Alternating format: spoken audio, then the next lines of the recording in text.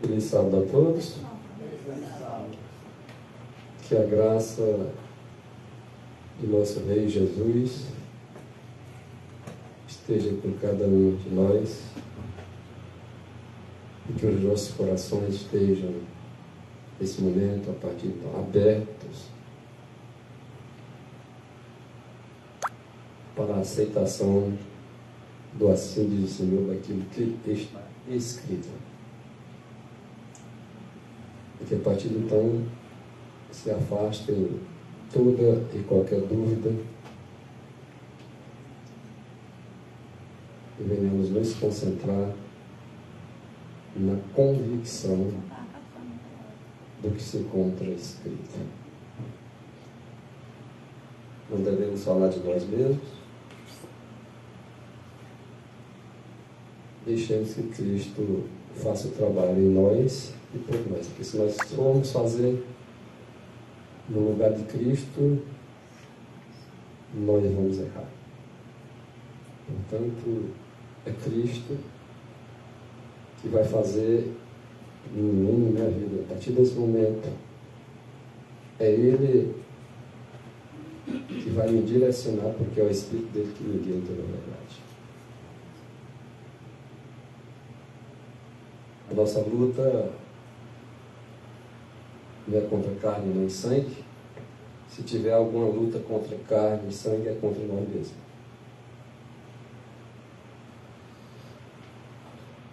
Lutando para vencer os nossos defeitos de caráter, os nossos pecados, as nossas manchas, as nossas rugas, ou coisa parecida. Colaborando com Cristo nesse sentido, nós seremos vencedores. Lembra que o Cordeiro vai vencer? Lembra que com ele está escrito: seus eleitos também vão? Não interessa o tamanho das dificuldades que virão. Não interessa o tamanho dos gigantes que tem pela frente. Não interessa o tamanho e a dificuldade que existe na passagem aí dos vales. Não está conosco é maior do que tudo isso. Vamos falar um pouco sobre o plano da redenção, o plano de resgate do homem, o plano da salvação. Você vê muito falar nisso? As pessoas às vezes entendem parcialmente, mas a cada dia que a gente examina, a gente aprende um pouco mais. E aqueles que estão examinando têm que incentivar os outros a examinarem por si mesmo, para exatamente que não ocorra no risco de se abraçar com escorpiões, com espinhos. Só tinha uma saída para a nossa salvação. Só uma saída. Não tinha duas. Só uma. E somente a sabedoria da divindade tinha como saber dessa única saída. Os anjos, nenhum deles, e nem mesmo todos eles juntos, a sua vida poderia pagar o resgate por nós.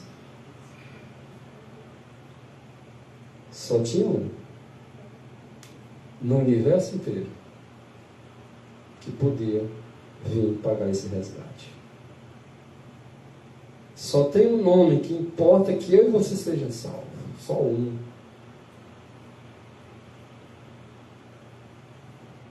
E é desse nome que nós temos que falar para o mundo. A nações, tribos e povos. Não existe instituições. Não existe seres humanos que andem perto sequer de nos oferecer salvação. Só um pode nos dar salvação. Glória a Deus, hein?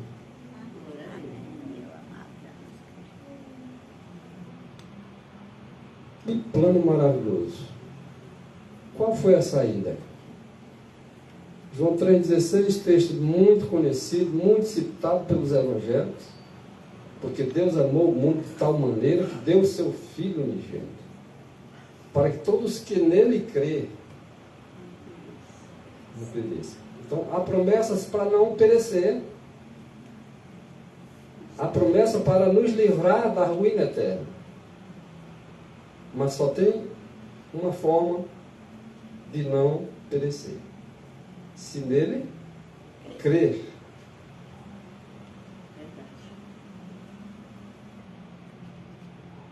E os que não crerem? Já está condenado. A Escritura diz isso.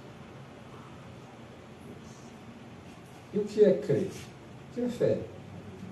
É a convicção de fatos que não se veem.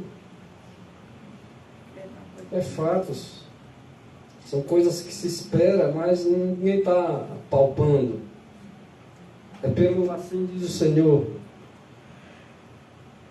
Noé, na sua época, não chovia. E disse que ia acabar tudo com chuva, com água. Ele não foi questionar Deus, não. Ele apenas creu. Ele sabia que a palavra de Deus era verdadeira, por mais que nunca tivesse chovido.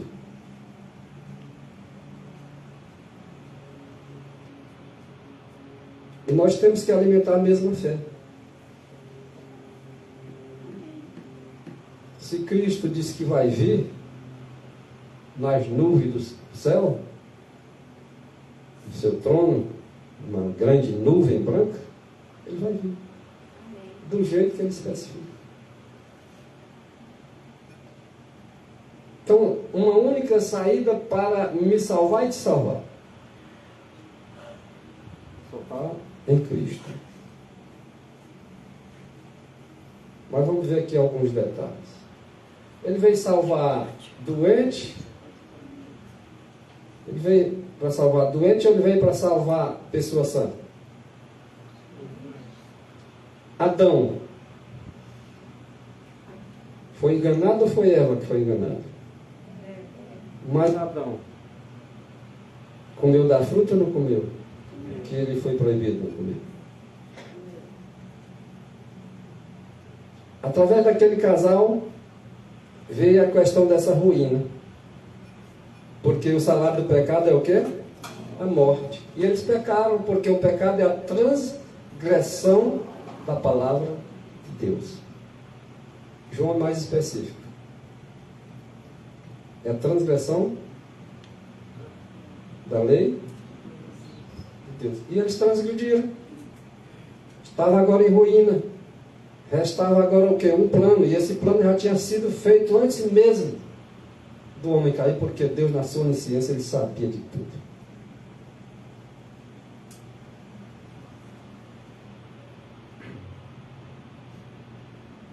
Mas ele não coloca ninguém no céu à força, não. E nem ele tira ninguém na marra. Ele deixa cada um com seu livre arbítrio, com sua escolha para decidir.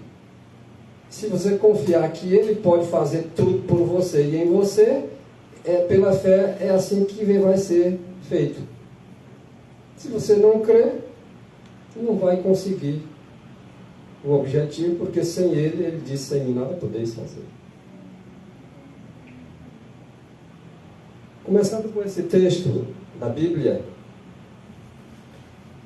1 Timóteo capítulo 4, versículo 1, são escritos do apóstolo Paulo. Ele diz o seguinte: mas o Espírito, expressamente, ele está se referindo ao Espírito de Cristo, o Espírito de Deus, o Espírito Santo.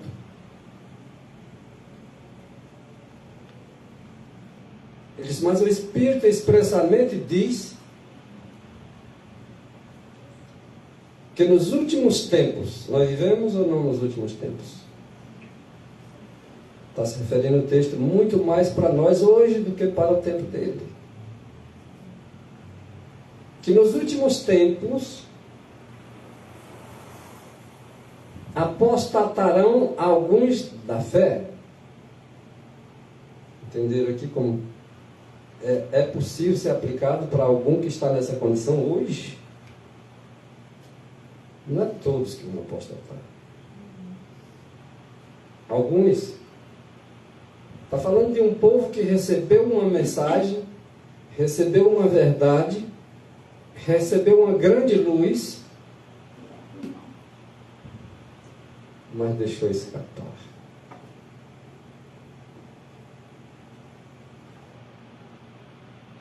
Abandonam aquilo que uma vez creram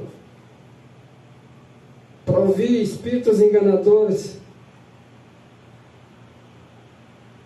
Nós temos a mensagem dada lá para os pioneiros no início da obra.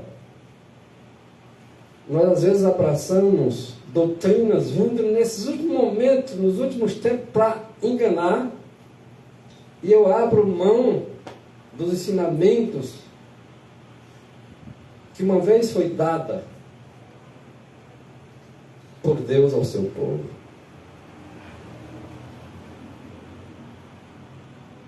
E essa apostasia vinda a alguns é exatamente por isso, por dar ouvidos a pessoas que não deveriam, porque andam enganando. E por dar crédito às suas doutrinas, aos seus ensinamentos, que não são deles, são dos demônios. Que ele vai procurar assemelhar o máximo possível com a verdade para enganar o maior número possível. E quem vai observar essas coisas? Os que estão recebendo o colírio,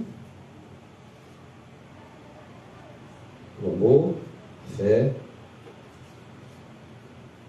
a palavra de Deus, vão estar percebendo com clareza e nitidez a diferença entre o certo e o errado, do santo e do profano, por menor que seja a diferença.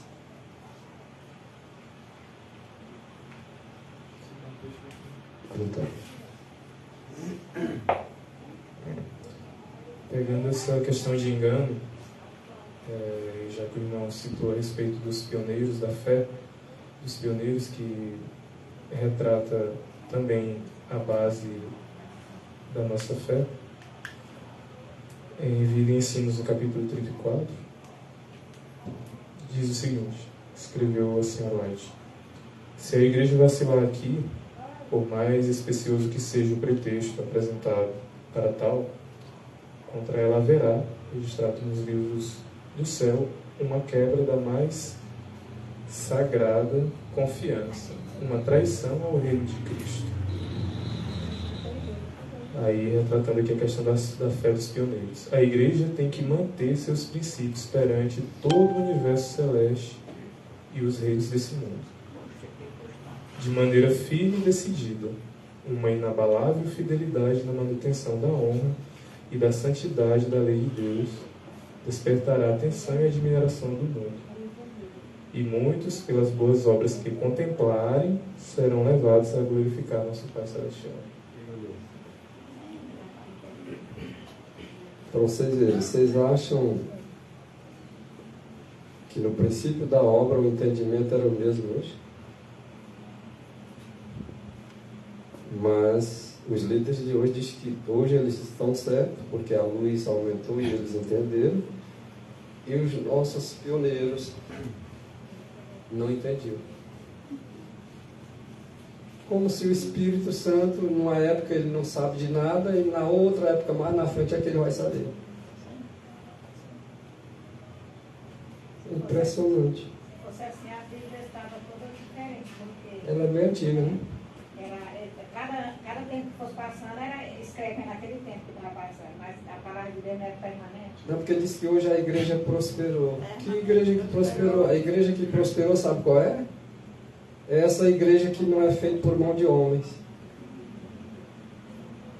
Uma aqui, outra por lá, uma igreja, outra noutra, que estão vivendo segundo a luz captada.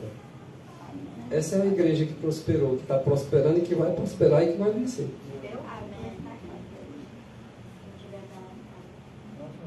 Igreja visível, irmãos,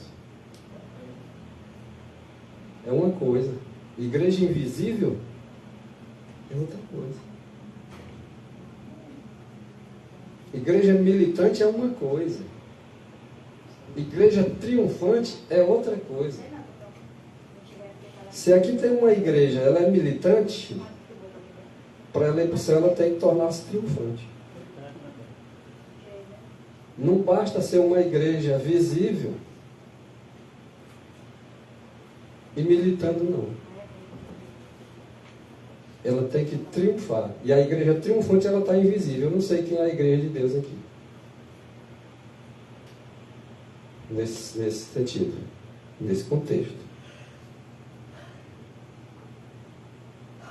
Mas aqui tem pessoas que são membros da igreja invisível que eu não sei quem é. E nem tem o poder de julgar. E em outras igrejas também tem. E eu também não sei quem é.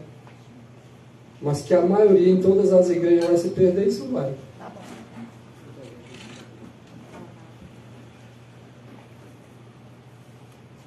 Agora nós vamos ser pretensiosos, que nem a figueira que não tinha fruto.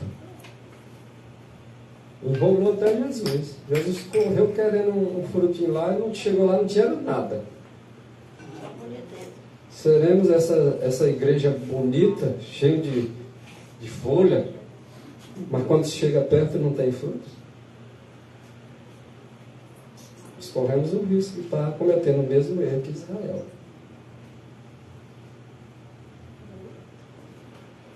De não ter os frutos no seu devido tempo.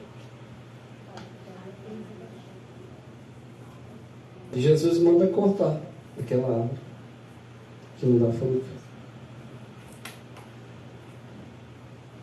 Ela não dá fruto, porém ela se gaba de suas folhas. Se gaba de suas folhagens, né?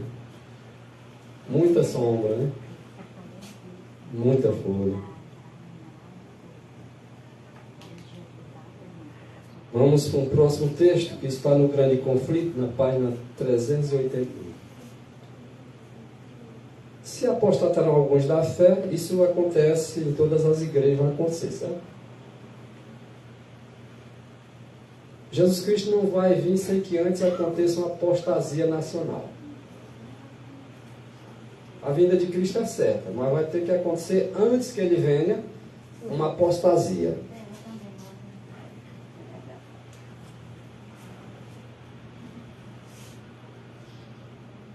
E essa apostasia é um dos sinais para você saber que Cristo está às portas. Olha o que diz o Grande Conflito, página 388. Apostasia. 3 vezes o nome apostasia.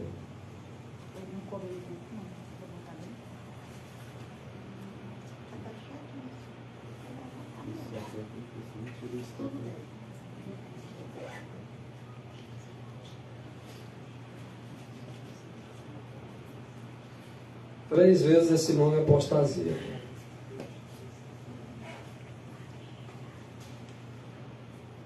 Por que 3 vezes?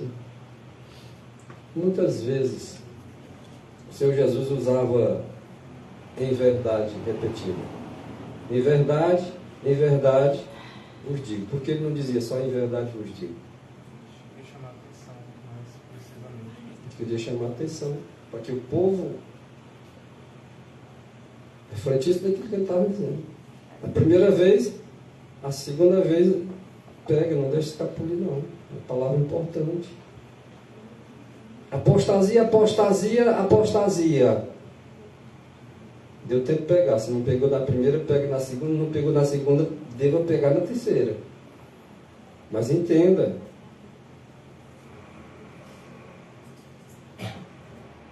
Está mesmo gravado na frente de cada igreja.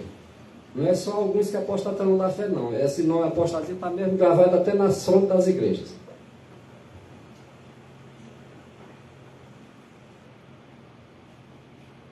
E se elas o soubessem, está lá em Apocalipse capítulo 3. E se elas o sentissem, condição delas, que não sente?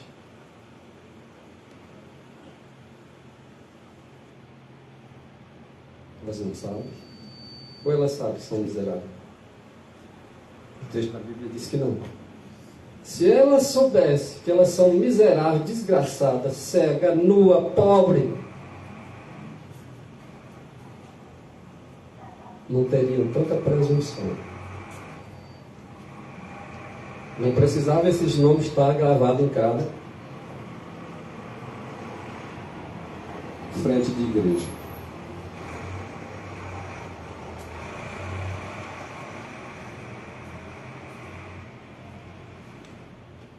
Se ela soubesse, se ela sentisse, elas poderiam ainda ter esperança. E que não é só para uma igreja A, igreja B, igreja C, é para todos aqueles que professam cristianismo. Se eles soubessem a condição que eles estavam, eles se humilhavam diante de Deus. E reconheciam que eles são miseráveis, cego, que precisa enxergar, que precisa sair da condição miserável, precisa ser vestido com a justiça de Cristo. O pior é que não reconhece, sem reconhecer como é que Deus vai suprir as necessidades.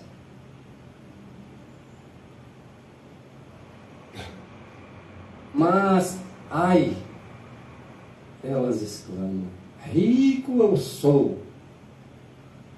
Você que é adventista do sétimo dia se acha o tal porque o Senhor fez chegar a verdade dele para você.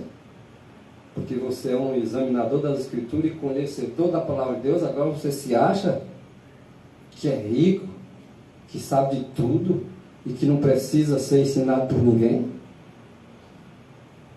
É abastado? Não passa do miserável?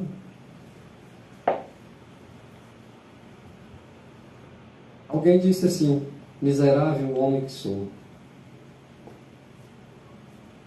Reconheçamos que nós somos miseráveis, precisando da misericórdia divina, que só assim seremos alguma coisa na vida?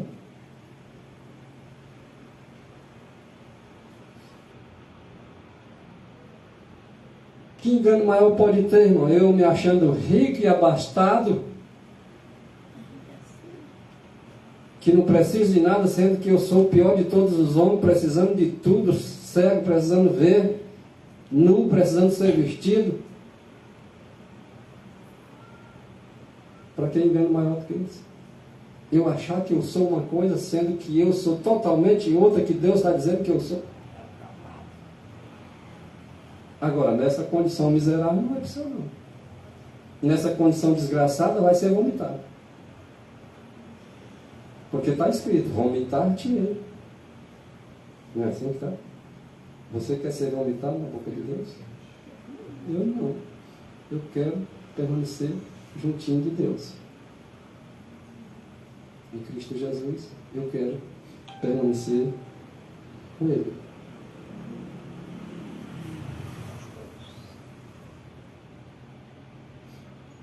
Não vos enganeis.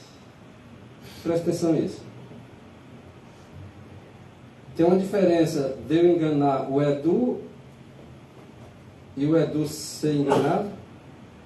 Ou é a mesma coisa?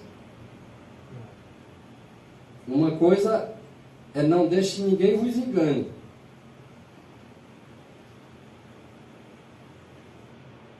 Porque agora eu estou observando as doutrinas dos outros, se ela é de demônio ou se é de Deus. Então eu vou estar atento, vou estar pesquisando por mim mesmo, buscando em oração o Espírito de Deus para me ter o discernimento, para ninguém me enganar. Agora eu vou atrás da doutrina do demônio, então é eu que estou me enganando. Se eu estou correndo atrás, quem é que está se enganando? Sou eu. Ou não é assim? E tem uma diferença entre não saber e não querer saber. Então eu não vou correr atrás de coisa que eu acho perigoso, não. Eu vou ficar na minha bem cauteloso aqui, buscando em oração, pedindo a Deus, não deixe ninguém me enganar e que eu também não venha me enganar, eu mesmo. Então ele diz, de acordo com essa palavra. Está bem selecionado na palavra de Deus, na Bíblia. Não vos enganeis, porque muitos se afastarão da fé. Lembra que o apóstolo Paulo disse em Timóteo, 1 Timóteo 4, assim? O Espírito especialmente diz que nos últimos tempos alguns apostatarão da fé. Aqui é a mensagem escolhida, volume 1, página 167. Mas vê se não é o que está lá.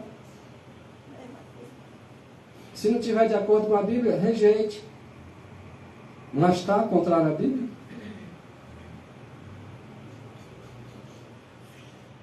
Não vos enganeis, porque muitos se afastarão da fé, dando ouvidos a espíritos sedutores, ou espíritos enganadores.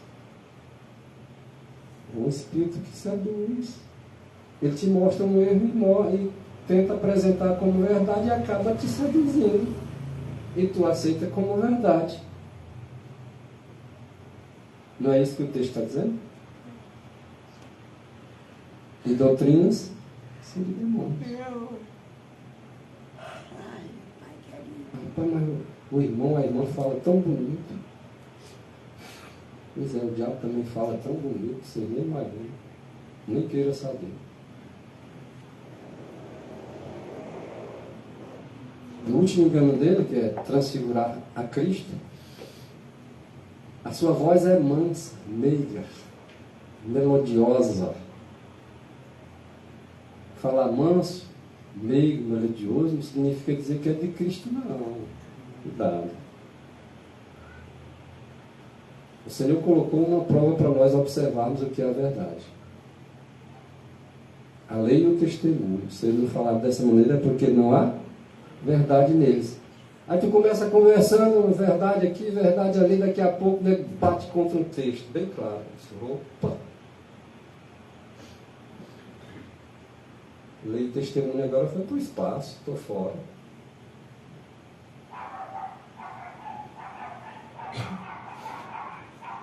O que diz 1 João, capítulo 2, versículo 6?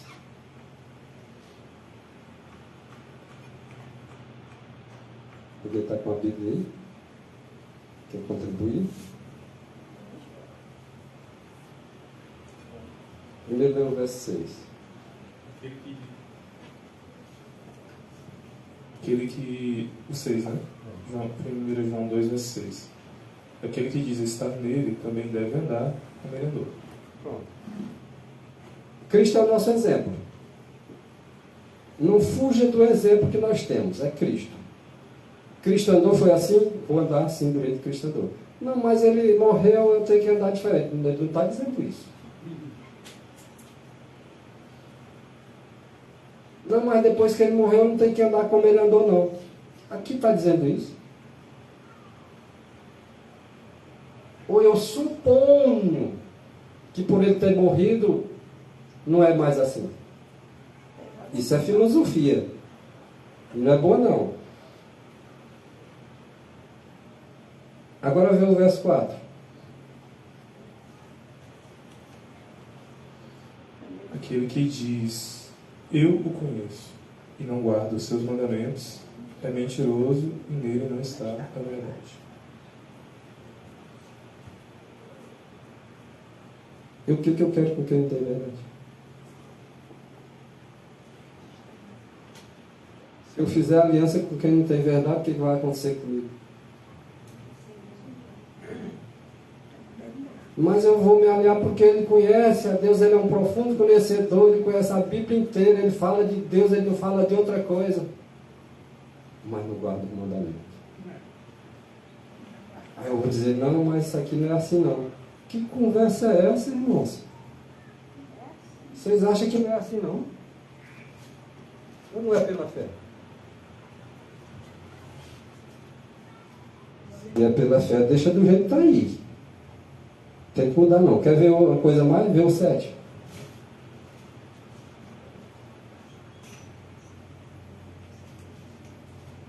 Irmãos, não vos escrevo um mandamento novo, mas um mandamento antigo, que desde o princípio tivestes. Este mandamento antigo é a palavra que desde o princípio ouvistes. Vou questionar o texto. Qual é o mandamento novo que ele deu? Que amem uns aos outros. E esse mandamento não era antigo, não? Eu sou tapado o suficiente para não entender isso. Uma amiga do meu tio lá, nós fomos fazer lá uma oração lá com a mulher. Eu peguei esse trecho ali, né? Para os mandamentos. Ela disse que não, que os mandamentos só se tornam em dois. Eu digo sim, mas se você quebrar um, os outros não é válido. Quando falam assim, eu ainda digo mais uma coisa. Não, a Bíblia diz que é só um. Tu está dizendo que é dois, eu acredito que é dois, mas ela vai mais além. Ela reduz ainda para um. Resumo, na verdade. Então, se eu disser que é 10, que é 2 e que é 1, dá na mesma. Agora, se eu tentar tirar do contexto, eu vou pisar em texto aí. E ela ainda disse que nunca leu esse livro todo. Nunca leu nenhum livro. É porque espíritos enganadores, irmão, é só o que tem. Aí, gente, não, o espírito enganador vem da outra igreja para mim. Não, o espírito enganador está no nosso meio, irmão. Você tem dúvida disso? Não vai esperar lá de fora, não. O enganador está no meio de ti. Aí quando o texto pega pesado, a gente diz, não, isso não é para a minha igreja, não. Isso é para a igreja do fulano. É?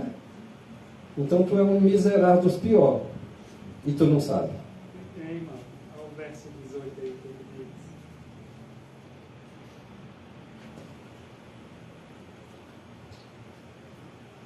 diz. 1 João 2,18.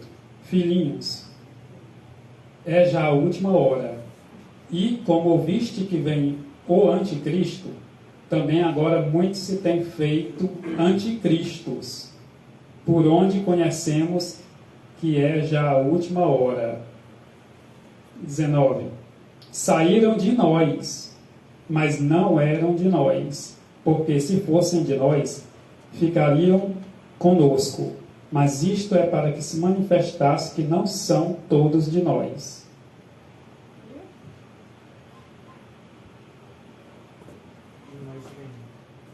De nós do grupo de Jesus, do grupo dos discípulos. Com base em João capítulo 6, nesse texto de João 2, verso 19, com base lá em João capítulo 6, o mesmo autor dessa carta, que escreve lá em João 6, a partir do versículo 60, vocês vão ver lá, Jesus pregando, né, falando da sua carne e do seu sangue, né, que ele comesse da carne dele e do sangue dele, falando naquilo, os discípulos se escandalizaram. Aquela linguagem foi muito complicada para eles aceitarem, entender. Eles queriam entender uma questão literal. E cadê o espiritual? Se você está se alimentando, lendo a Bíblia, examinando todos os dias, você está comendo da carne de Cristo, bebendo do seu sangue. E os discípulos se escandalizaram e saíram. E João estava lá. E ele escreveu essa carta lá na frente. E ele falando desse pessoal, ele disse, eles saíram de nós, porque não era nosso. Se eles fossem do meio de nós, eles tinham ficado. Mas para que fique claro, definido, que nem todos são dos nossos, eles saíram, voltaram para trás. Irmão, uma coisa interessante aqui do texto, em 1 João capítulo 2, verso 18 é o seguinte. Aqui o discípulo João nos revela que viria o anticristo, mas que também muitos se fariam anticristos. Ou seja, essas tais pessoas, elas mesmas se fizeram anticristos. Mas de que forma? Batendo contra a verdade revelada das Escrituras. É isso mesmo. Porque o propósito dos anticristos, é claro, como o próprio nome diz, é ser contra Cristo. E quando é que uma pessoa se torna um anticristo? É quando a sua vida prática, a sua vida diária, ela não anda de acordo com o que está estabelecido nas Escrituras. Ela pode até professar com a boca que conhece a Cristo, mas os seus atos depõem contra as suas próprias palavras. Se fazer de um anticristo é você rebater as claras verdades descritas na palavra de Deus. Nós vemos, por exemplo, como fora citado anteriormente, lá no capítulo 6 de João, muitos daqueles discípulos que abandonaram a Cristo, o abandonaram porque, na compreensão deles, o discurso que Jesus havia proferido ali em meio à multidão era duro. E por que eles acharam que aquele discurso de Cristo era duro? Porque o discurso de Cristo não atendia às necessidades deles, não atendia uma compreensão que eles tinham das Escrituras. Era coisa fácil. Ele algo tivesse de acordo com a vontade dele. Exatamente. Era tudo. Pregar o que eles queriam ouvir, não o que eles precisavam. Exatamente. Então, o anticristo, a mentalidade anticristã é assim. O pensamento dele é seletivo. Se a Escritura não agrada ao ego dele, logo ele faz uma seletividade de textos. Por quê? Porque na compreensão dele as Escrituras têm que agradar o coração dele, né? o ego dele. O anticristo ele tem uma visão limitada à vontade dele.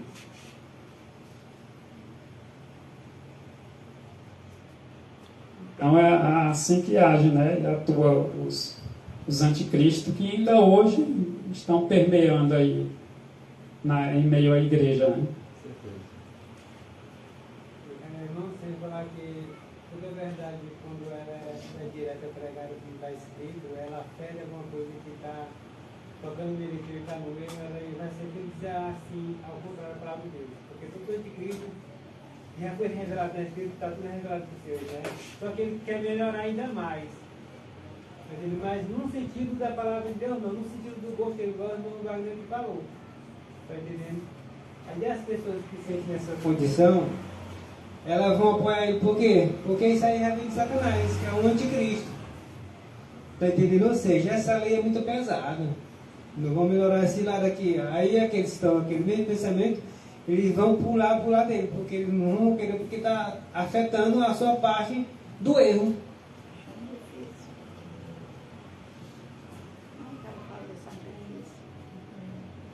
Vamos observar aqui essa passagem aqui de mensagem escolhida do meu pai número 7.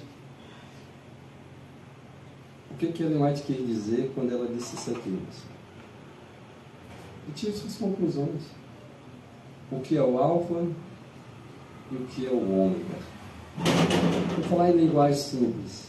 Vocês sabem o que é a letra A e o que é a letra Z. É exatamente isso, o alfa e o ômega. Está se falando de uma primeira letra e de uma última, de um alfabeto. Claro que não é o alfabeto brasileiro, mas isso é para nós entendermos que nós também temos uma letra A, e entre A e a última letra do nosso alfabeto, a letra Z, e que Cristo é tudo, né? Ele é a palavra do A ao Z. Ele é o alfa, ele é também o ômega. Só que aqui está se referindo à apostasia. Nos dias de Ellen White teve uma apostasia chamada alfa. Mas na igreja adventista? E vocês acham que a apostasia só tem nas outras igrejas? Essa verdade não me agrada, porque eu sou adventista. Naquela época tinha coisas erradas como tem hoje.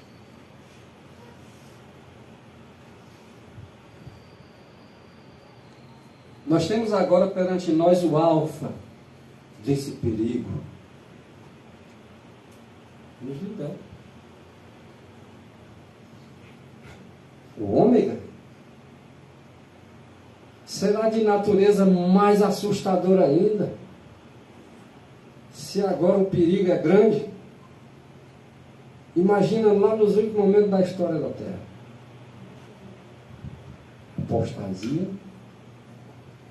nacional. Essa é a apostasia ômega com maior intensidade.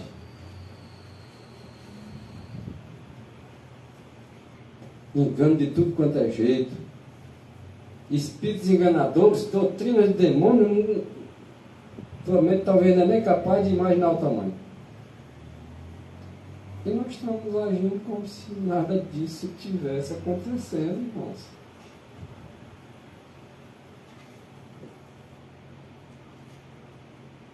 Quanto mais a gente não está atento aos enganos de Satanás, mas ele gosta. Sabe para aquele ali vai enganar fácil. Ele não está nem preocupado com o engano, ele só acha que é só a verdade que tem. Abraça tudo que ele vê. E disse assim aí que eu vou pegar ele. Vem aqui, empurra um monte de coisa lá para a verdade. Olha aí.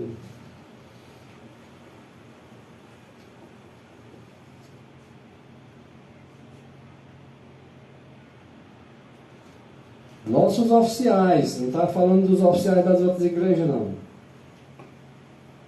Aqui eram oficiais da igreja adventista. Nossos oficiais, aqui não é Ellen White, não, aqui já é o pastor Andreas. O Andreas. Ele diz assim: nossos oficiais estão brincando com fogo. E não estão, não? Não continuam brincando com fogo, não? Quem são os oficiais? Não está falando não é dos líderes, não.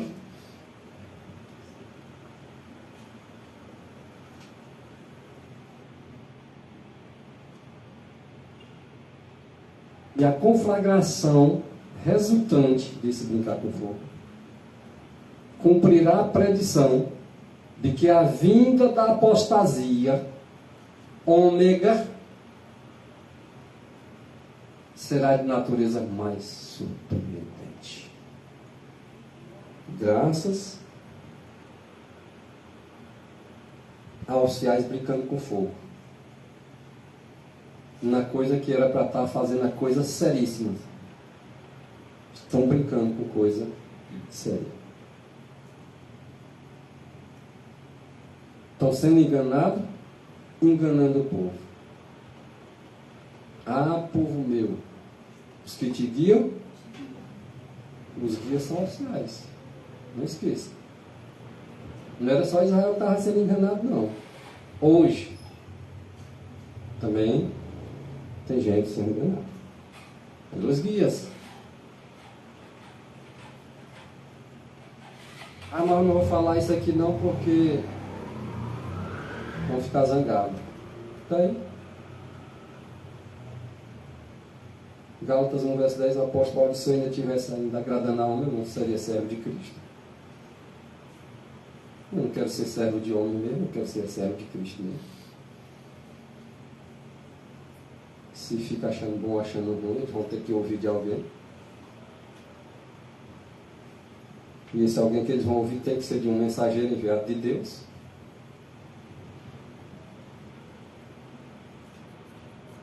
Aí não, mas também devia falar assim, porque são ungidos. E os enviados de Deus não são. Clame em alta voz, não te detenha, Isaías 58, verso 1. E anuncia os pecados deles, da casa de Jacó e de Israel. Quer dizer que esse, no mandato de Deus, não é uma unção de Deus para esses enviados.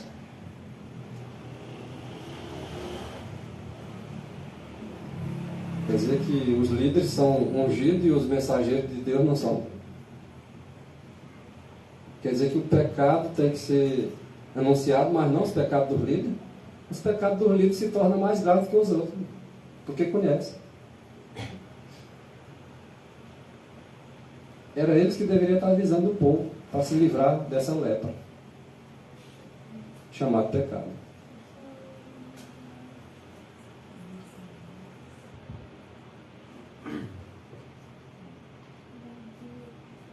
Alguns se rebelarão. Olha isso aqui, irmãos. trata-se de rebelião. Rebelião é comparado que pecado, vocês lembram? Da feitiçaria. Quer dizer que quem se rebela é comparado como se fosse um feiticeiro? Exatamente. Para Deus, é um feiticeiro moderno. Deus levanta uma pessoa para pregar uma mensagem. E alguém escuta outras pessoas e vem com doutrinas estranhas, doutrinas de demônios. Ela está se rebelando contra a mensagem. Para Deus, ela está se colocando na condição de feiticeiro.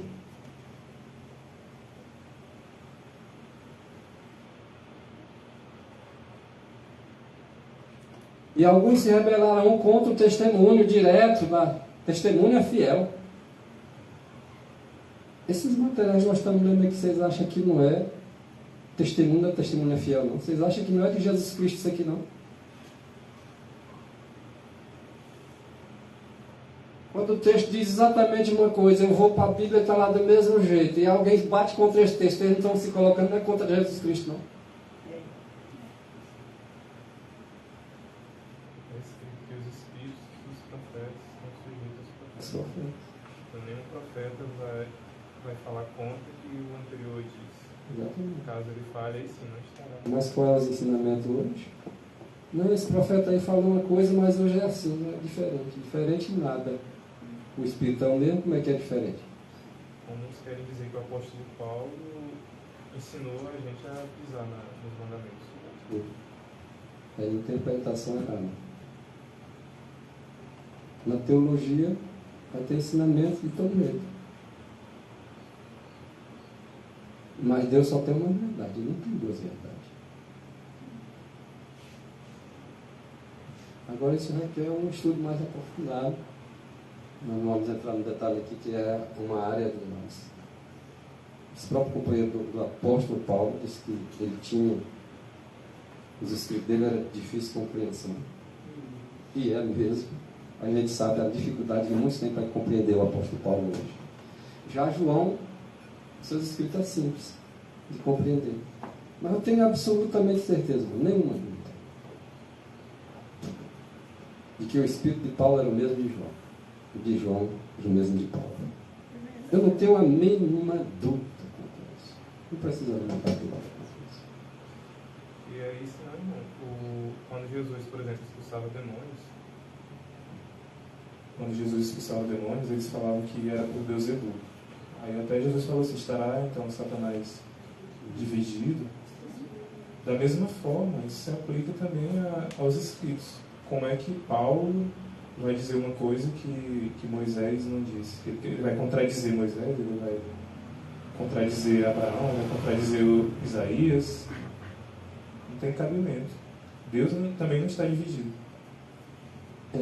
De acordo com o texto, dos alguns que se rebelarão, dos alguns que serão comparados com a feitiçaria. Desses alguns que se rebelarão contra os testemunhos, a testemunha fiel que é Jesus Cristo, desses aí, eles não se opõem ou não se oporão às trevas que estão em volta deles. Presta atenção nisso. Olha como isso aqui é incrível. Eles não têm coragem de se opor às trevas que estão em volta dele. Isso aí é um dos alguns que são rebeldes. Eles não se opõem às trevas que estão em volta deles. Tá? Estão em volta dele. E a aceitação de diversas doutrinas errôneas produzirão forte sacudidura. Olha o que vai acontecer a sacudidura no meio do povo de Deus. Aceitação de doutrinas errôneas. O apóstolo Paulo diz o quê? É até necessário que haja entre vós heresias. É necessário? Não, não foi eu que disse, não. O apóstolo Paulo, pelo Espírito de Deus, disse que é necessário. Então é necessário que venham essas doutrinas estranhas, doutrinas de demônios?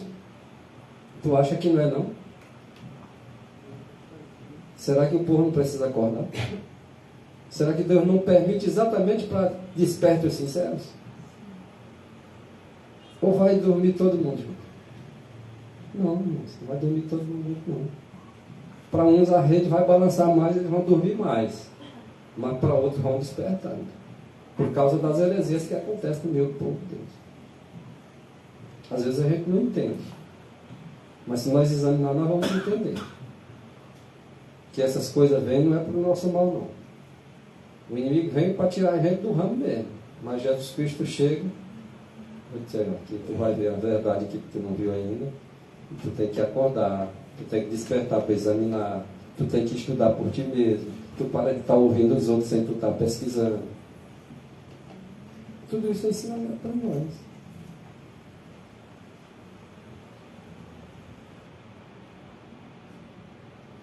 Você falar que pode trazer lá dentro, porque as passagens das 10 vezes lá, né?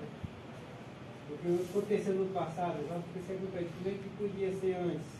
A consciência tem que ser revelada no caráter do ser humano. E hoje a gente está vendo de que lado está. Porque nas 10 vezes, 5, pensava que tinha todo o conhecimento. Irmão, né? logo você vai então, ver. ali, ela parou. Logo você vai ver o caráter de cada um. Não é só no meio da política, não. No meio dos irmãos você vai conseguir enxergar o caráter de cada um. Mas não está caçando defeito de caráter em ninguém, não.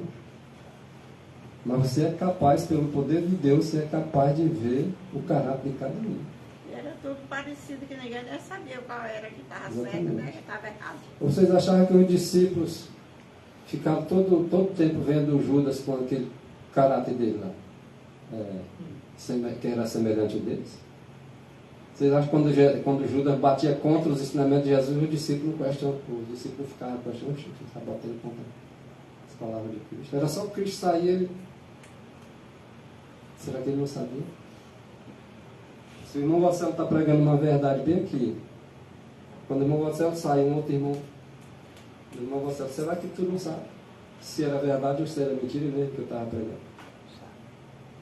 Será que não dá para saber qual é o caráter daquela pessoa? Então, o cara falando do irmão, citou escrito ali, e ele provou por A mais B que os apóstolos estavam assim, Jesus estava assim, os profetas estavam assim. E eu estou dizendo que ele está errado, quem está certo é o outro acolá, que veio com a doutrina estranha. Aliás, irmãos, os próprios discípulos já tinham sido devidamente avisados por próprio Cristo que dentre eles existia um diabo. É isso mesmo. Olha, entre essas falsas teorias de doutrinas de demônios, acham-se a especulação. Olha o que é. Especulação não é fé não, viu? Especulação em torno da natureza de Deus. Quer dizer que tem uns que especulam sobre a natureza de Deus?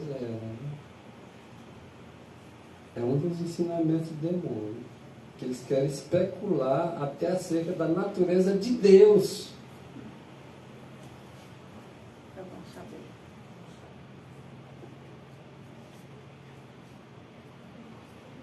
E os conceitos errôneos acerca da recepção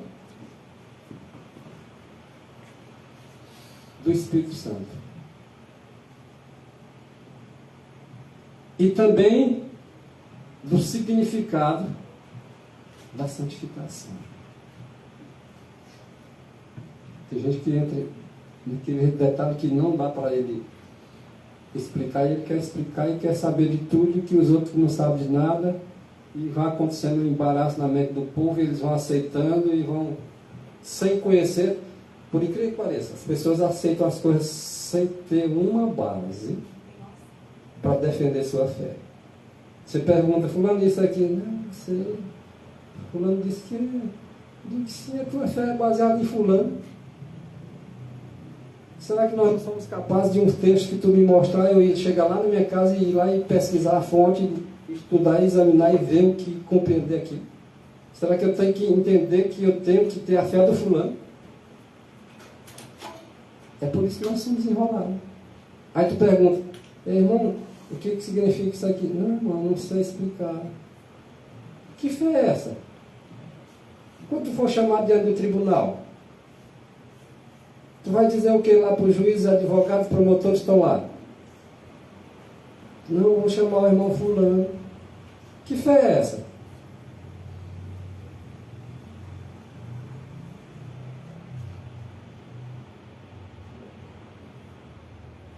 Cada um de nós vamos ter que nos explicar naquilo que nós cremos, porque defendemos o que nós cremos.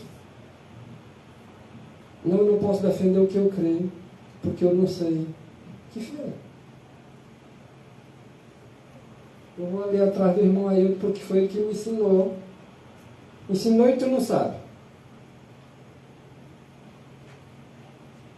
Vocês estão vendo o perigo?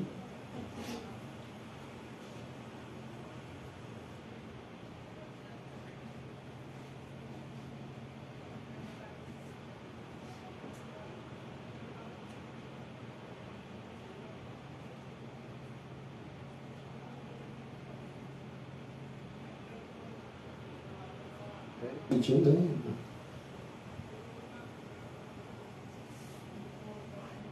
Eu não deve ter voltado, está repetindo. Já foi. Tá bom? Já foi também.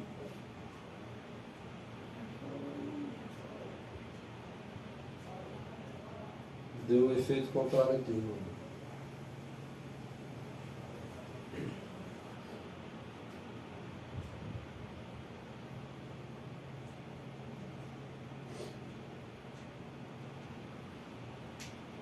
Olha só, gente.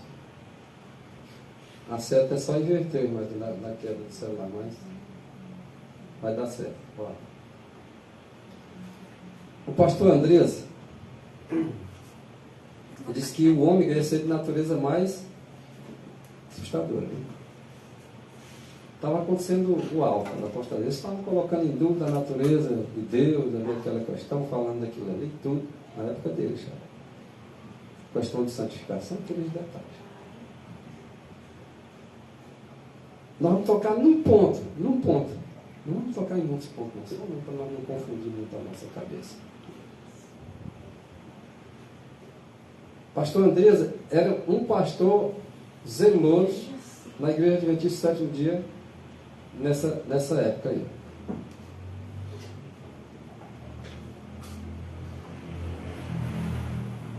E ele escreveu exatamente isso aí, ó, acerca dos oficiais que estavam brincando com fogo.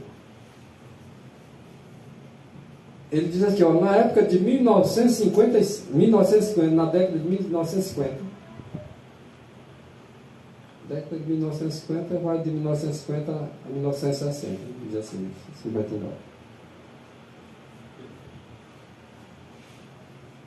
A liderança americana da Igreja Adventista do Sétimo Dia entrou em acordo com líderes porta-vozes evangélicos americanos. O senhor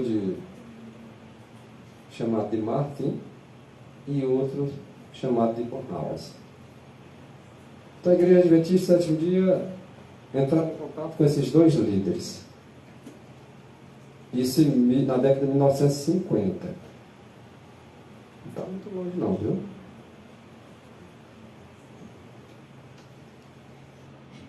Isso aqui é para que os irmãos tenham conhecimento e não aceitar tudo que andam dizendo aí não. Que faz parte da história. Homens da igreja que escreveram. Que se não fosse ele, nós não sabíamos. Entre essas falsas teorias, que nós corremos o risco de aceitar, acham-se a especulação em torno da natureza de Deus.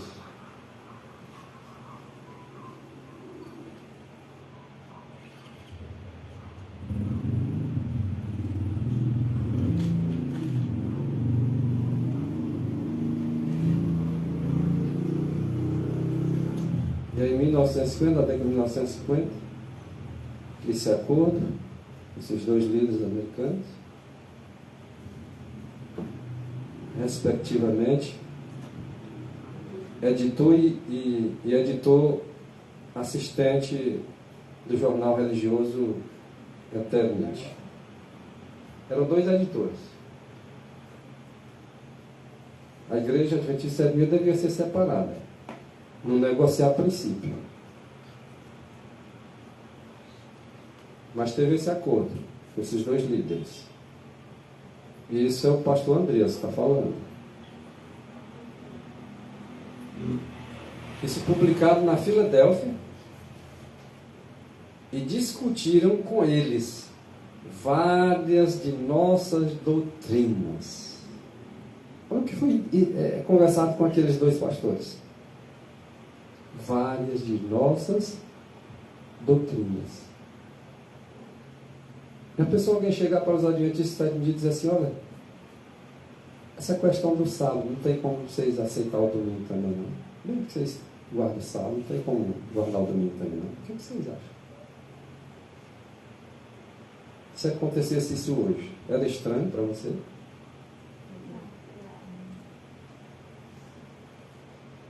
Mas não é no sábado não, vou falar não. Estava acontecendo alguma coisa também aqui.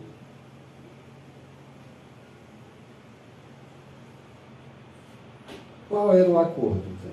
Para que a igreja, adventista sétimo dia, conversando acerca de várias doutrinas, e para que a igreja adventista sétimo dia não mais fosse considerada uma seita. Ora, a partir de hoje, se vocês concordarem com a gente aqui, vocês não vão ser mais uma seita. Que bonito, né? Faz questão de dizer, a gente crê na Trindade, por isso não somos considerados seita. Paulo ficou preocupado, que chamava ele o principal agitador da seita, os nazarenos. Paulo ficou preocupado. Ele vai dizer, eu faço é confessar, assim eu sirvo ao Deus de nossos pais. Em tudo que estiver de acordo com a lei e o testemunho, para mim não importa se eles vão chamar de seita. Não foi assim que Paulo respondeu? Em Atos 24?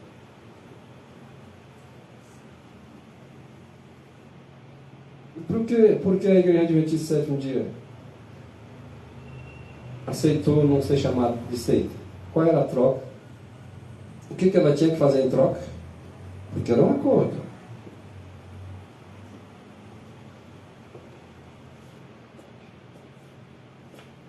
A partir de então ela deve ser chamada igreja, como as demais igrejas evangélicas. Pergunta uma coisa agora, pastor. Tem licença de perguntar. Quem falou a primeira vez a palavra igreja?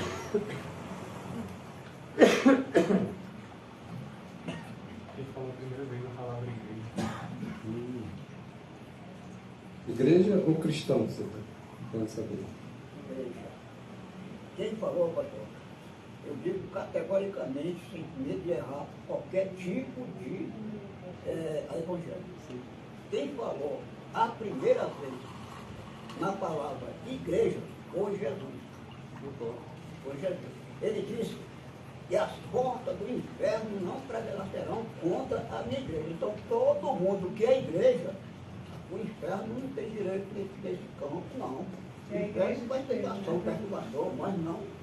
Exatamente. Alguns entendem que é igreja organizada, né? Mas na verdade é a igreja que não foi feita por mão de homem, né? Essa é a igreja que o diabo não prevalece contra ela. Porque suponhamos que eu pertenço a uma denominação. Aí eu costumo fazer as coisas erradas. Será que o diabo não vai prevalecer?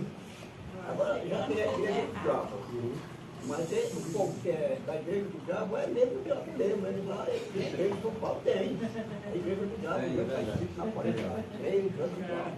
Verdade. Não é a igreja do diabo. Então essa igreja que...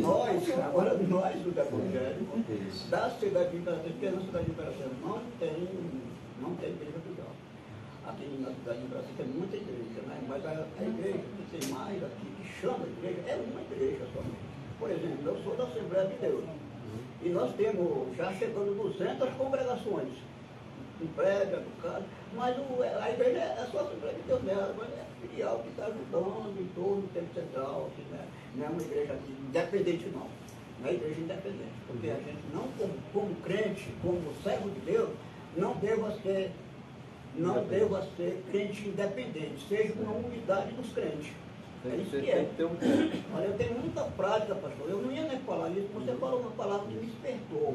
Nós, os evangélicos, somos uma pessoa só. Nós tudinho, tanto para adventista, metodista, e cristão evangélico, cristão, não sei do que, tanta coisa, mas é só Jesus Cristo, ele está em torno de Jesus O Cristo. segredo é a palavra. Se tiver todos unânimes nessa palavra, é o corpo de Cristo. Pronto, por exemplo, aqui uma igreja A, ali uma igreja B, lá uma igreja C. Nenhuma delas, olha o que está escrito aqui, a irmã White dela fala isso, né? Que os adventistas foram estabelecidos lá na década, vem do movimento 1840, né? 1844, estabelecido em 1863, mas ela chega a dizer assim, ó. No tempo que Paulo estava pregando o Evangelho, houve uma questão desse negócio. Eu sou de Paulo, eu sou de Apolo, eu sou de Cristo. Se dividiram os irmãos. E nós fomos estudar esse assunto. O pior grupo que dizia era o que dizia que era um grupo de Cristo, porque toda coisa não aceitamos. Era porque, não, é só um, é tudo só Cristo, não tem independente não. É independente, é tudo Cristo. É porque quem dita as regras é Cristo, né? E as regras de todas as igrejas, ela é a Bíblia. A Bíblia não diz para um, olha, guarda o domingo, não diz para outro, guarda o sábado. Eu não creio assim. Eu acredito que o que tem na Bíblia é para todos os cristãos, independente. Não, mas aqui a Assembleia não guarda sábado. Não guarda porque não quer, porque está escrito. Ah, mas eu não guardo domingo porque não sei. Bom, se tu não guarda, tu está certo, porque não está mandando guardar. Ah, mas Jesus restou no domingo. Eu tenho que acreditar porque está escrito que Jesus restou no domingo. Eu não tenho que bater contra o escrito. Por quê? Porque eu sou adventista e vou bater contra? Não, pelo contrário. O domingo foi o primeiro dia. É o primeiro dia, continua sendo. Jesus restou nesse dia. Eu vou dizer que ele restou em outro? Não, é nesse dia mesmo. Acabou. Não é para todos? Não é? Pois é assim que tem que todas as igrejas proceder. É assim que eu vejo a igreja de Cristo no mundo inteiro. Aqueles que obedecem a Ele, conforme Ele estabeleceu nas Escrituras, essa é a igreja de Deus. É assim que eu vejo. E eu creio e tenho plena convicção que é assim que é. Deus não faz acepção, faz? Mas, por exemplo, Ele não faz acepção, mas Ele diz assim, olha, lembra-te do dia de sábado para o santificar. Para quem é isso aqui? Para adventista? Para todos.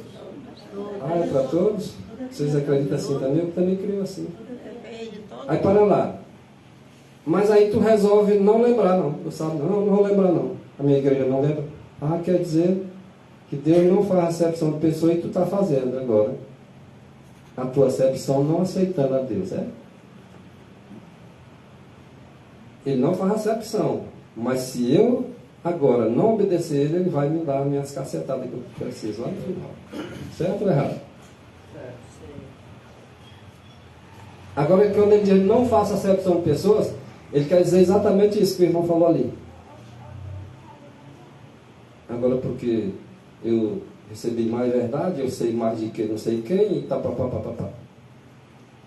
Agora eu sou tal, o outro lá não. Não, assim não.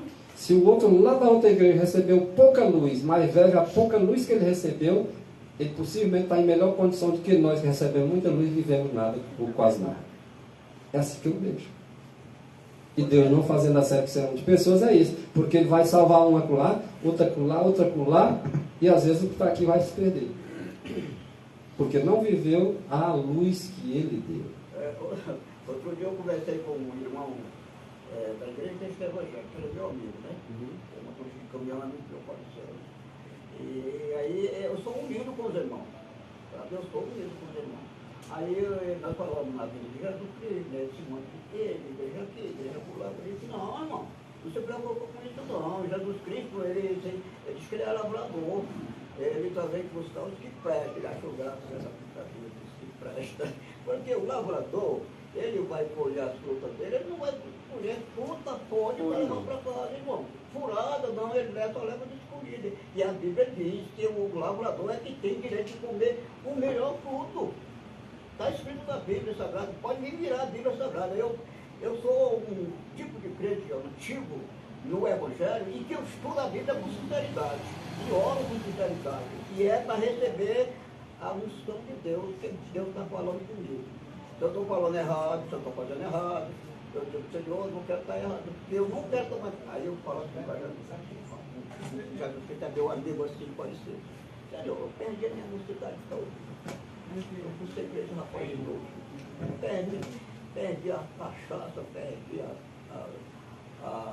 a cerveja, perdi a vaidade, perdi o namoro com a mulher, tudo, perdi tudo por a tua causa. Então eu não quero continuar errado não, eu quero estar certo todo o tempo. Me ensina, Senhor.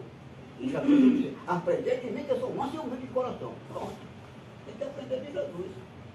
Pegar a opinião de ninguém não, aprenda com Jesus. Mas aí, irmão, a Bíblia diz assim. A Bíblia diz assim, aquele que pecar certamente morrerá. E o que é o pecado? É a transgressão da lei de Deus. Aí, É fácil Eu confirmar. vou só falar aqui a respeito de conceituação de palavra. Há alguns aqui, né, talvez não conheçam, e seria importante a gente falar aqui a respeito da palavra igreja. Nós sabemos que o Novo Testamento ele foi escrito em grego koiné, que é um grego comum lá do primeiro século, né? O tempo ali que Cristo viveu. E a palavra igreja tem origem no vocábulo grego, eclésia. Mas qual é a ideia transmitida de eclésia no grego, que deu origem à palavra igreja? É simplesmente ajuntamento de pessoas, ou assembleia, ou congregação. A ideia básica de igreja é simplesmente isso. Ajuntamento de pessoas, congregação. A palavra pretendendo levar o evangelho porque não tinha uma congregação. Antes de Jesus, tinha uma sinagoga. Desde o tempo de Salomão, tem uma sinagoga. Aí depois, quando os discípulos tomaram de conta da pregação do evangelho, eles saíram pregando nas casas. Era aqui agora, era um dia só se pregava várias vezes. Mas é critério, tá? Só não entende isso. Mas Jesus Cristo foi quem disse. Olha, eu sei contar essa história todinha, eu sei falar dela todinha, da aula dessa coisa todinha.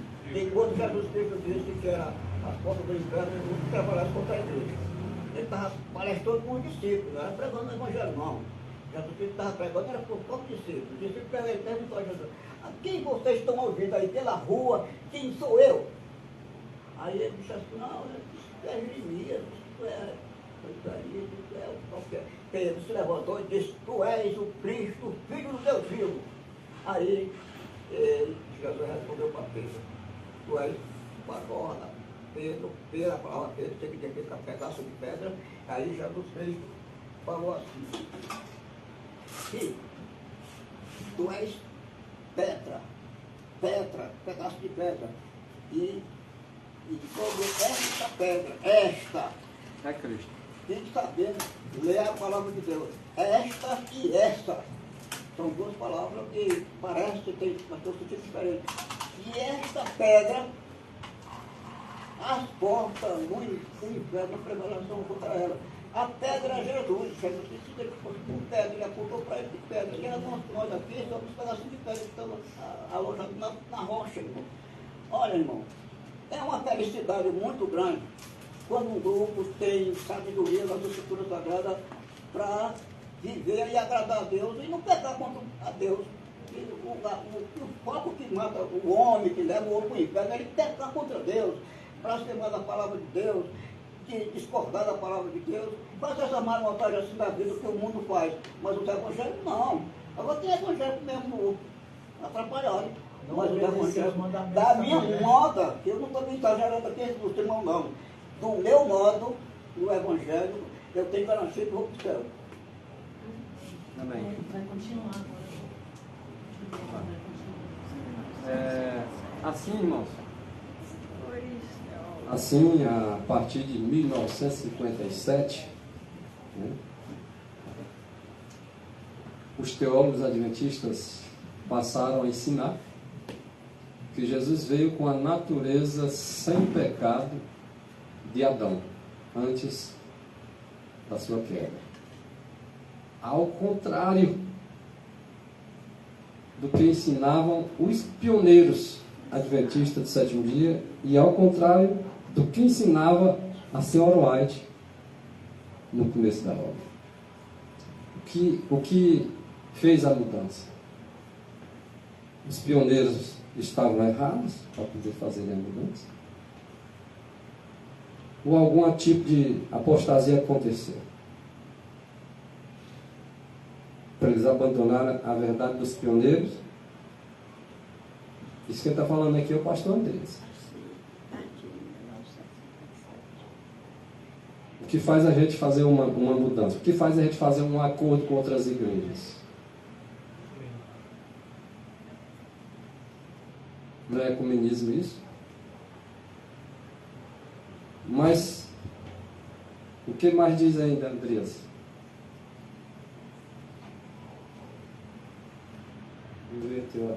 Vou mostrar. Tanto assim que já em 1959, já acabando a década, a Igreja Adventista do Sétimo Dia, ainda é Andreas, está falando, não sou eu. Em 1959, a Igreja Adventista do Sétimo Dia, ela passou a fazer parte como membro cooperador do Concílio Nacional de Igrejas dos Estados Unidos, que é uma organização ecumênica. O pastor Andrés já falava isso há muito tempo. A gente vê hoje irmão falando sobre isso aqui, ele condena os irmãos que estão falando. Diz que a igreja nunca fez parte do Conselho Nacional de Igreja. Aí, comprovando. Não aceito. Por que não aceita? Não, isso é fake news. Nunca a igreja fez parte. E nem faz parte de Conselho Nacional de Igreja. Quem está mentindo? Andreas? Pastor Andreas?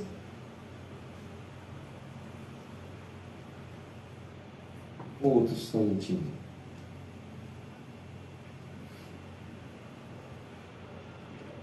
Deus tem dado luz acerca dos nossos periódicos. O que é isso? O que significa Deus tem dado luz acerca dos nossos periódicos? O que isso quer dizer? Ele falou que os mortos hão de falar. E morto fala? E como é que os mortos vão falar? Através de quê? Dos escritos. Se você fez um livro hoje, amanhã você morre, o seu livro fica falando. É assim que os mortos podem falar, porque de outra forma não pode ser.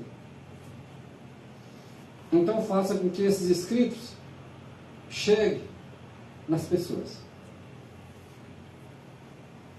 Ele falou que os mortos hão de falar? Como isso? Como os mortos hão de falar? Simples. As suas obras o seguirão. Nós estamos repetindo as palavras dos pioneiros em nosso trabalho. Estamos vendo? Ou estamos repetindo a obra dos modernos líderes, modernos oficiais no trabalho? Ou é dos pioneiros mesmo? Deve ser dos mesmos, pelo menos é o que tem.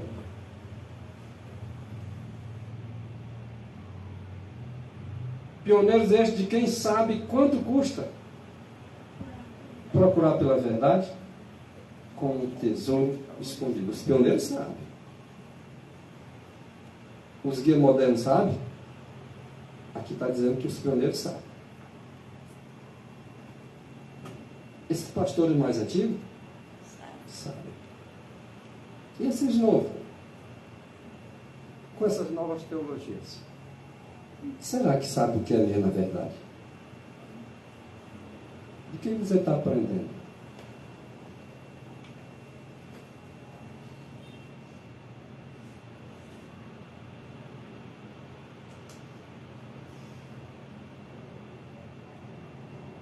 Eles avançaram passo por passo. Quem avançou passo por passo? Os pioneiros. E por que os pastores não fazem o que os pioneiros faziam? Por que eles ensinam diferente do que os pioneiros ensinaram?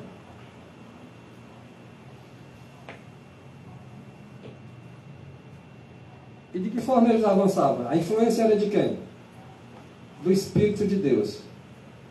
E por que alguém não segue os passos de alguém que era guiado pelo Espírito de Deus?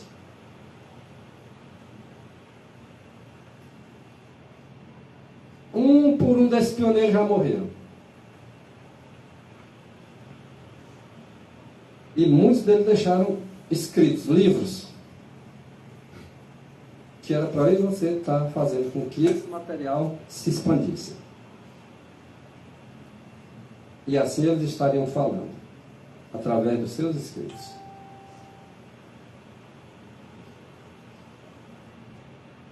E você não pode falar em pioneiro, que teus irmãos na fé se zangam, que os pioneiros não sabiam da verdade, não. Quem sabe é a teologia moderna. A gente perguntar nas igrejas antigas qual é o bom caminho e andar por ele. As antigas. A palavra que me foi dada é: faça com que o que esses homens, esses pioneiros escreveram lá no passado, torne a ser escrito novamente. Faça com que isso aconteça. Ah, mas o pastor disse que eles estavam errados. Para mim, pouco me interessa o que o pastor falou agora.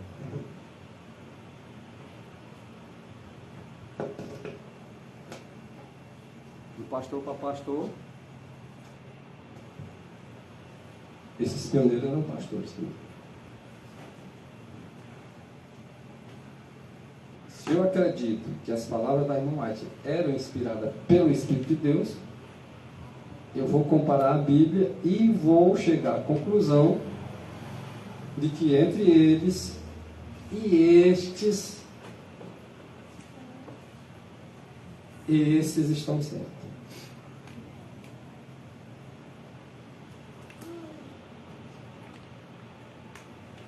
E estes estão errados. Permita os pioneiros identificarem a verdade. Mas às vezes nós permitimos que outros identifiquem por eles. Tem muito assunto entrando no nosso meio como doutrina estranha. Mas você já perguntou-se como era que os pioneiros criam? Ah, o irmão Marcelo está ensinando desse jeito aqui. Mas eu não acredito no que o irmão Marcelo está dizendo. Mas você parou para olhar os escritos que a irmã Aike mandou você examinar, os pioneiros, acerca do assunto, para saber se você está indo no rumo certo?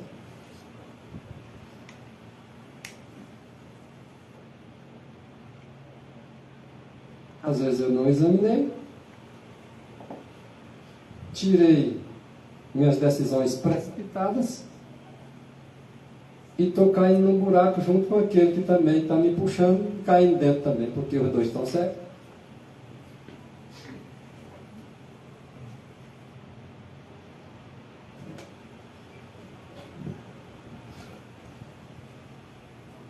Por que eu tenho que permitir que os pioneiros identifiquem a verdade comigo, junto? Porque segundo o que está escrito, irmão, é que os pioneiros foram conduzidos pelo poder de Deus. E quando o poder de Deus testifica da verdade, ela vai continuar como verdade.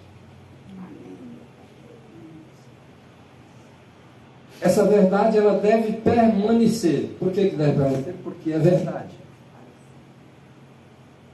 pastores têm o direito de fazer mudança no que os pioneiros fizeram, não. Não pode fazer isso. Eles foram guiados pelo Espírito de Deus. E essa verdade, elas devem permanecer para sempre como verdade. E é nossa decisão, não é dele, não. E claro, pastor, e claro, porque Jesus disse, eu sou o caminho, a verdade e a vida. E só ele. Mas não for por mim. Não tem outro. Pronto. A verdade é Jesus Cristo. Agora nós temos que estar seguindo a verdade que é Cristo. Exatamente. Agora, olha só, irmãos. Seguir a verdade por ser a verdade. Veio que os pioneiros tiveram um trabalho guiado pelo Espírito de Deus, entenderam, e nós agora devemos tomar nossas posições. Agora, só depois que supõe, depois que bate contra a verdade, não, eu tenho que fazer isso antes. Antes de bater contra a verdade. Não depois de suposições, contrárias à luz que Deus tem dado para ser recebida. Aí eu vou receber só depois que eu bato contra a verdade. Se recebe, alguns se rebelam e não quer mais nem receber. E o errado ainda é tudo que está divertido. E onde é que nós vamos encontrar segurança, irmãos? Senão naquelas verdades apresentadas para os pioneiros, por meio do Espírito do Senhor, aquilo que Ele nos deu nesses últimos 50 anos,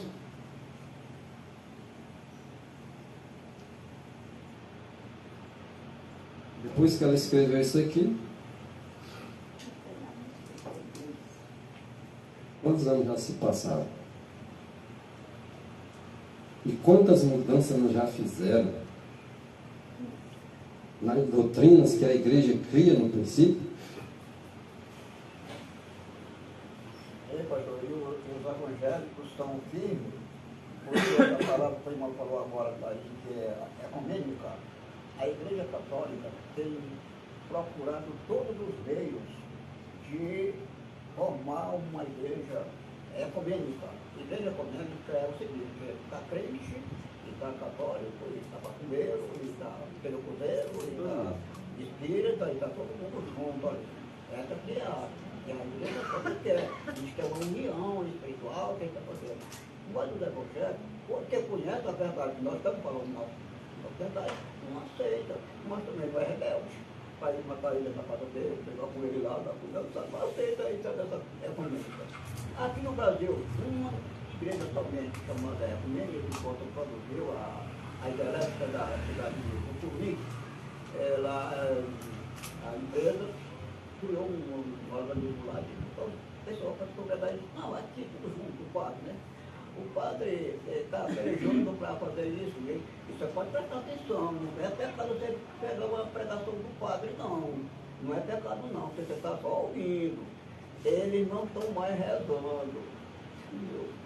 Eles não estão mais rezando. Você tem o celular na sua mão, você pode responder o padre, mas ele não está rezando mais. Por quê?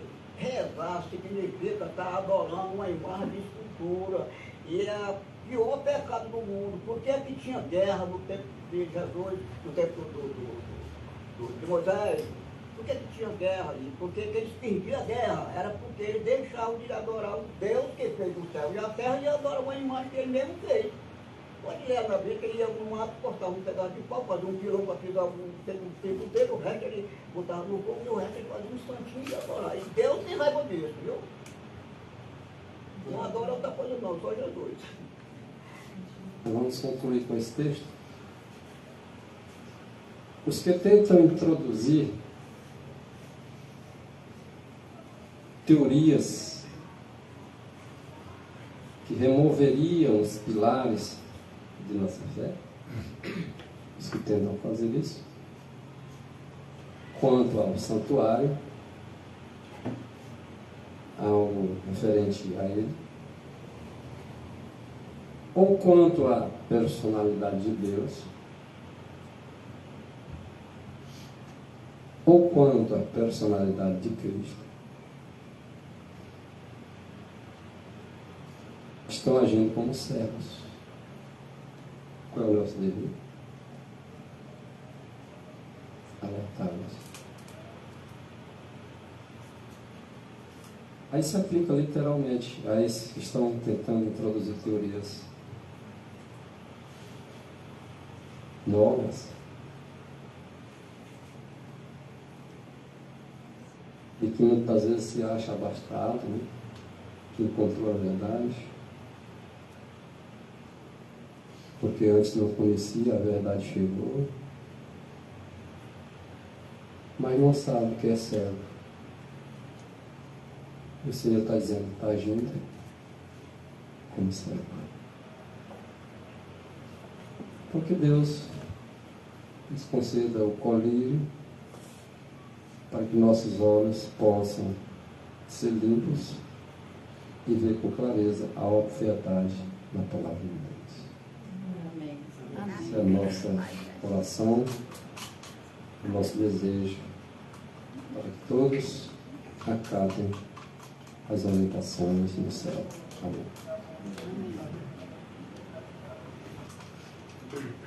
Mas aí, irmão, essa religião aí, tudinho que o senhor disse, a católica, com